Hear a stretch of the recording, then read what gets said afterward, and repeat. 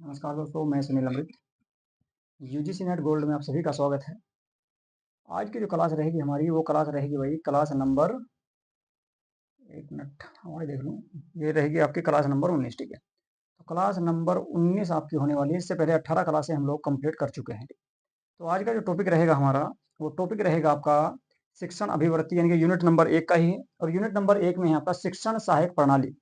शिक्षण सहायक प्रणाली में दो प्रकार की प्रणालियां देखने को मिलेगी, परंपरागत और आधुनिक, ठीक है। परंपरागत, आधुनिक और इसके अलावा आईसीटी, ठीक है। आईसीटी पर आधारित, यानी कि जो ऑनलाइन वगैरह क्लासें जो होती हैं, ठीक है। तो इनसे संबंधित ये आपकी क्लासें रहने वाली है, ठीक है। चलिए जी, तो आज की क्लास को करेंगे स्टार्ट। यदि आप लोगों ने हमारे यूट्यूब चैनल को सब्सक्राइब नहीं किया है तो प्लीज हमारे यूट्यूब चैनल को सब्सक्राइब अवश्य कर लें और वीडियो को लाइक तथा शेयर जरूर कर दिया करो भाई, ठीक है। चलिए जी, तो बिना कहे ही आप लोग जो है कर दिया करो, ठीक है। तो सबसे पहला जो टॉपिक हमें देखना है आपका, वो देखना है शिक्षण सहायक प्रणाली, ठीक है। शिक्षण सहायक प्रणाली की अगर हम बात करें तो शिक्षण सहायक प्रणाली में सबसे पहले आज हम लोग देखने वाले हैं परंपरागत, आधुनिक। परंपरागत, आधुनिक और आईसीटी आधारित प्रणाली जो होगी, तो उसमें आज हमको परंपरागत प्रणाली देखनी है, ठीक है। तो सबसे पहले परंपरागत का मतलब होता है प्राचीन प्रणाली, जो प्राचीन काल से चली आ रही है, ठीक है। तो सबसे पहले शिक्षण सहायक प्रणाली की परिभाषा देखते हैं, ठीक है, कि इसको किसको कहा जाता है। तो आधुनिक शिक्षण प्रक्रिया का एक अहम, ठीक है, का एक अहम हिस्सा है। और यह वह सभी संसाधन, विधियां और उपकरण होते हैं जो शिक्षक को पाठ को प्रभावशाली ढंग से प्रस्तुत करने, छात्र को संलग्न करने और अधिगम के अनुभव को बेहतर बनाने में सहायता करते हैं।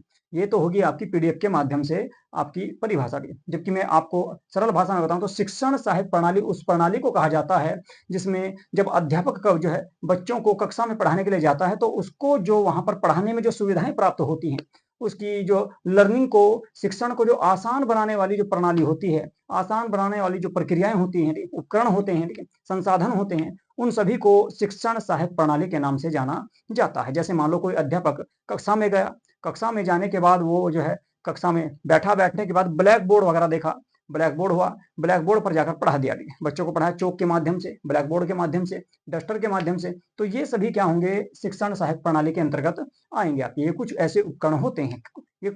और ये उपकरण कौन सी प्रणाली में मिलेंगे आपको देखने को, जो प्राचीन काल की जो आपकी प्रणाली चली आ रही थी, जिसको परंपरागत प्रणाली के नाम से जाना जाता है। जबकि आधुनिक और आईसीटी जो प्रणाली है, उसमें आपका डिजिटल बोर्ड देखने को मिलेगा, ठीक है, हाईटेक आपको क्लासें देखने को मिलेगी, ठीक है। तो वे सारे के सारे जो होंगे क्या होंगे, शिक्षण सहायक प्रणाली के अंतर्गत उपकरण आएंगे। तो शिक्षण सहायक प्रणाली उस प्रणाली को कहा जाता है जिस प्रणाली के माध्यम से अध्यापक बच्चों को पढ़ाने का प्रयास करता है या पढ़ाता है, और बच्चों को सही ढंग से, आसान तरीके से उनको पढ़ा पाता है, ताकि बच्चे भी आसानी से उनकी बात को, अध्यापक की बात को समझ जाए और पाठ्यक्रम भी समय पर उनका समाप्त हो जाए। तो उसी को कहा जाएगा शिक्षण सहायक प्रणाली, ठीक है भाई। चलिए जी, तो आज हमको जो देखना है वो देखनी है शिक्षण सहायक प्रणाली की। एक यहाँ पर जो है आपका परिचय दिया गया है छोटा सा, उसकी परिभाषा दी गई है, उसको भी एक बार आप लोग जो है देख लीजिएगा, ठीक है। चलिए, तो इसका एक परिचय है, एक परिभाषा है। क्या है भाई, शिक्षण सहायक प्रणाली वे उपकरण सामग्री, जो है उपकरण सामग्री या तकनीक या संसाधन हैं जो शिक्षण प्रक्रिया को प्रभावी, रोचक और सरल बनाने के लिए उपयोग में लाए जाते हैं। यानी कुल मिलाकर आपकी जो कक्षा को, जो एक अध्यापक जब बच्चों को कक्षा में पढ़ाता है, तो उसको जो शिक्षण प्रदान करता है जो अध्यापक, तो उस शिक्षण को आसान बनाने के लिए जिन उपकरणों का, जिन सामग्रियों का, जिन तकनीक संसाधनों का उपयोग किया जाता है, उसी प्रक्रिया को शिक्षण प्रक्रिया या शिक्षण सहायक प्रणाली के नाम से जाना जाता है। उससे क्या होता है, उससे आपका क्या होगा, शिक्षण प्रक्रिया जो है वो प्रभावी होगी, रोचक होगी, सरल हो जाएगी, बच्चों को आसानी से आसानी से आप लोग पढ़ा सकते हैं। दूसरा, फिर समय पर आप अपने पाठ्यक्रम को पूरा कर सकते हैं। जैसे मान सकते हैं कि मानचित्र हो सकता है, ब्लैक बोर्ड हो सकता है, डिजिटल बोर्ड हो सकते हैं, इसके अलावा आपका चौक वगैरह है, कंप्यूटर है, लैपटॉप वगैरह हो सकते हैं, आईसीटी जो आपकी जो कक्षाएं होती है, इसके अलावा मानचित्र वगैरह मैंने आपको बता ही दिया, प्रोजेक्टर हो सकता है। तो ये सारे के सारे उपकरण जो हैं, ये शिक्षण सहायक प्रणाली के अंतर्गत शामिल किए जाते हैं। अब बात करें शिक्षण सहायक प्रणाली की, तो शिक्षण सहायक प्रणाली आपकी, मैंने आपको बताया कि दो प्रकार की रहेगी। एक तो रहेगी परंपरागत शिक्षण सहायक प्रणाली, जिसकी आज की क्लास में हम लोग बात करने वाले हैं। दूसरी रहेगी आधुनिक व आईसीटी पर आधारित। आधुनिक मतलब कि जो वर्तमान में शिक्षण प्रणाली चल रही है, और आईसीटी का मतलब जो ऑनलाइन जो कक्षाएं चलती हैं, तो उन सभी को कहा जाएगा आधुनिक एवं आईसीटी पर आधारित शिक्षण प्रणाली, ठीक है। तो आज हम बात करेंगे परंपरागत शिक्षण सहायक प्रणाली की। तो परंपरागत शिक्षण सहायक प्रणाली जो होगी, ट्रेडिशनल आपका इंस्ट्रक्शनल एड्स जो होंगे, ये वे साधन हैं जो लंबे समय से कक्षाओं में उपयोग किए जाते आ रहे हैं प्राचीन काल से जिन उपकरणों का जिन साधनों का उपयोग करके हम कक्षा में जो बच्चों को पढ़ा रहे हैं, उसी सब को कहा जाएगा क्या? परंपरागत शिक्षण सहायक प्रणाली, जिनमें तकनीकी हस्तक्षेप न्यूनतम होता है, यानी कुल मिलाकर तकनीक का प्रयोग बहुत कम किया जाता है। तो आसान सी ये आपकी समझ में आ गया होगा कि परंपरागत शिक्षण प्रणाली जो है, इसमें आधुनिक संसाधनों का उपयोग बहुत कम किया जाता है।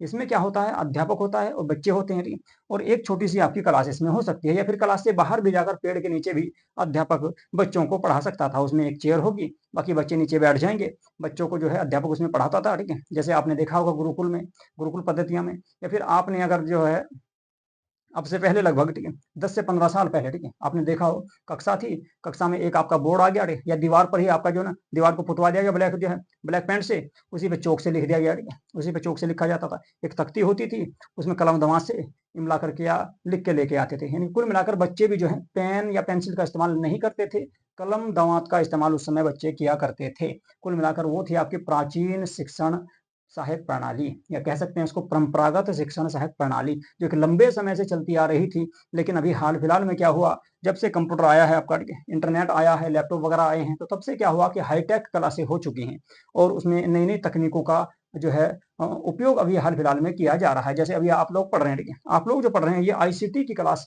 के माध्यम से पढ़ रहे हैं, आईसीटी के माध्यम से पढ़ रहे हैं। इसमें लैपटॉप है, बोर्ड है, ठीक है, और आपका पेन टैब वगैरह है, लैपटॉप है, कंप्यूटर है, मोबाइल है, इंटरनेट है, सब कुछ है आपका इसमें। ऑनलाइन क्लास आप लोग जो देख रहे हैं, तो ये रहेगी आपकी कैसी, हाईटेक, यानी कि आईसीटी पर आधारित।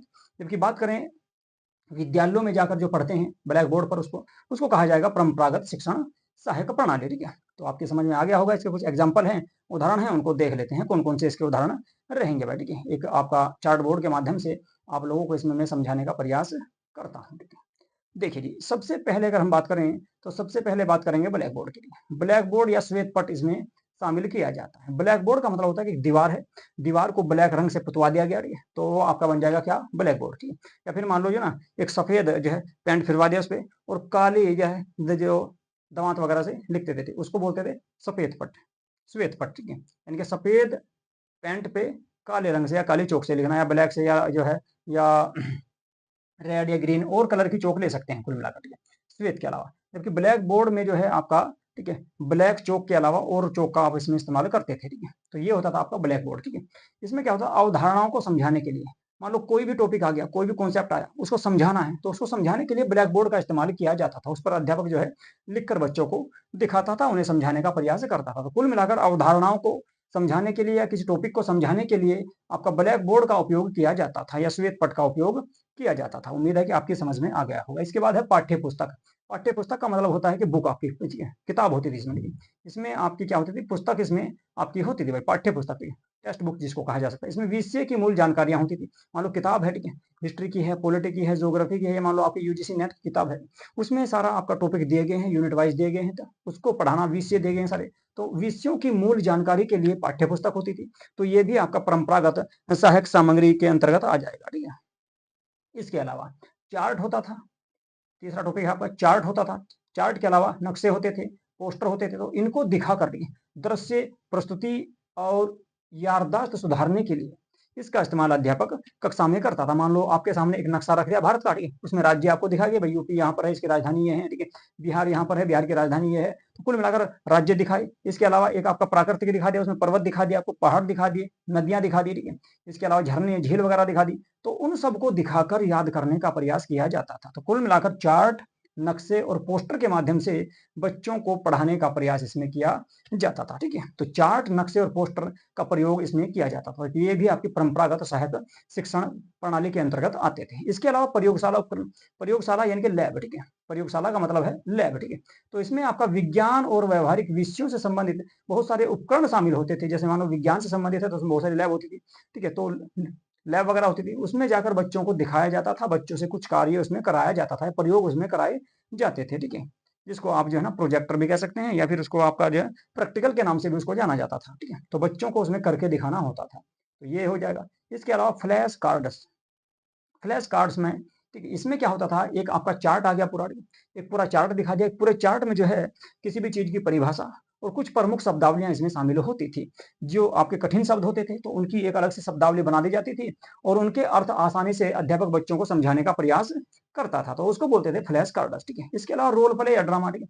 रोल प्ले या ड्रामे का मतलब है कि बच्चों को कोई भी कार्य दे दिया गया, ठीक है, और बच्चे कक्षा में अध्यापकों के सामने या अभिभावकों के सामने, ठीक है, एकत्रित होकर सभी बच्चों के सामने मंच पर आकर किसी भी चीज को सामाजिक या सांस्कृतिक रूप से कोई आपका नाटक या ड्रामा या रोल प्ले करते थे किसी भी चीज के लिए, तो वो होता था सामाजिक सांस्कृतिक शिक्षण में उसका उपयोग किया जाता था। तो वो जो आपका कुल ये इसके एग्जाम्पल कहे जा सकते हैं किसके भाई, ये सारे के सारे एग्जाम्पल कहे जाएंगे किसके, परंपरागत शिक्षण सहायक प्रणाली के। तो परंपरागत शिक्षण सहायक प्रणाली में इन सब उपकरणों का, इन सब साधनों का उपयोग किया जाता था, जैसे ब्लैक बोर्ड, श्वेत पट, पाठ्य पुस्तक, चार्ट होता, नक्शे हैं, पोस्टर हैं, प्रयोगशाला उपकरण हैं, फ्लैश कार्ड्स हैं, रोल प्ले या ड्रामा करके भी सामाजिक और सांस्कृतिक शिक्षण में आपको ये दिखाना पड़ता था।